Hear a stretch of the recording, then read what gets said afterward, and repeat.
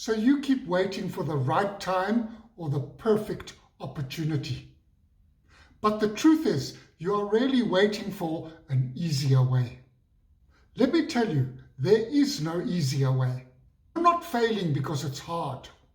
You're failing because when it gets hard, you stop. You treat your goals like a wish list, not a priority. You think you have high standards, but it's not your standards, it's your follow-through. You don't lack time. You just keep filling it with low-value tasks. You need a new strategy. You need to commit to one that already works. You don't have a productivity problem. You have a priority problem.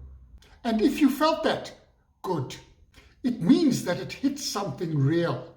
So why not do something about it?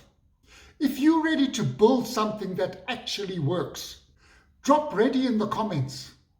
And I'll send you the exact system that's helped me to grow fast in 2025. Let's get to work.